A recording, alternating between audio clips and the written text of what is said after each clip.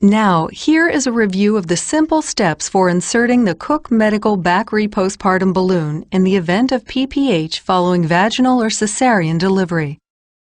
First, ensure that the uterus is free of placental fragments and assess uterine volume by direct or ultrasound examination. For transvaginal placement following vaginal delivery, insert the balloon portion of the catheter into the uterus under ultrasound guidance, making sure the entire portion of the balloon is inserted past the cervical canal and internal os. If not already in place, a Foley catheter should be inserted to collect and monitor urine output. The recommended maximum inflation capacity of the balloon is 500 cc's of sterile fluid. It's recommended that the desired volume of sterile fluid be pre-measured into a separate container, rather than relying on a syringe count during the procedure. Using the provided 60 cc Luer-Lock syringe, begin filling the balloon with sterile fluid to the predetermined volume through the stopcock. To maximize the effects of tamponade, most notably to the lower uterine segment, apply gentle traction to the shaft of the balloon to ensure contact between the balloon and the uterine wall.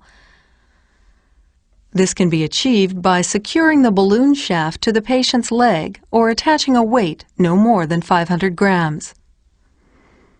Packing the vaginal canal with iodine-soaked or antibiotic-soaked vaginal gauze applies counterpressure to help stabilize the balloon in its proper position.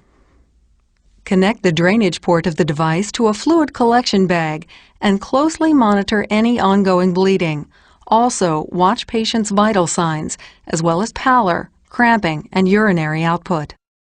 To adequately monitor hemostasis, the balloon drainage port and tubing should be flushed with sterile fluid to clear any clots that may be occluding the drainage ports.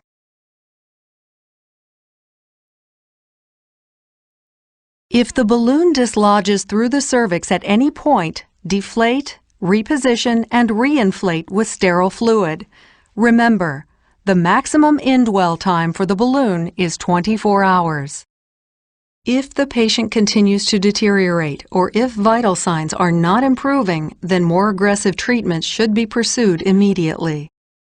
Once hemostasis is achieved, the Back-Re postpartum balloon can be easily deflated and removed. Remove any traction and vaginal packing. Deflate the balloon using the syringe and stopcock assembly. Gently retract the balloon from the uterus and vagina and discard. Continue to monitor the patient for signs of uterine bleeding to ensure stabilization. Here is the transvaginal placement and removal procedure again. Please refer to the instructions for use for full procedural details and contraindications.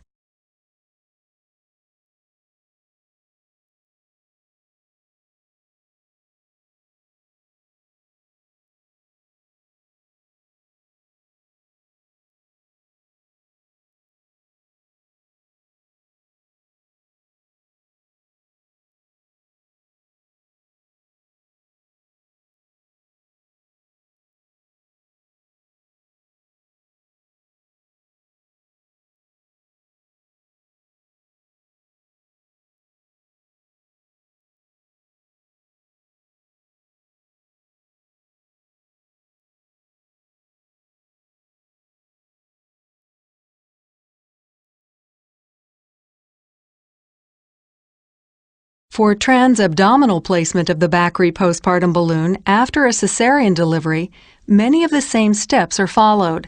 The main difference is how the balloon is inserted. First, ensure that the uterus is free of placental fragments and assess uterine volume by direct or ultrasound examination. Pass the balloon catheter inflation port first through the abdominal incision into the uterus and through the cervix. This technique allows the balloon to be situated in the uterus without potential contamination of the peritoneal cavity with vaginal flora. Have an assistant help guide the catheter through the cervico-vaginal canal until the deflated balloon comes in contact with the internal cervical os. The incision can now be closed, being careful not to puncture the balloon. Once the incision is closed, follow the instructions described previously for post-vaginal delivery. including filling the balloon, applying traction and gauze packing, monitoring the patient, flushing the drain, and final removal. Please refer to the instructions for use for full procedural details and contraindications.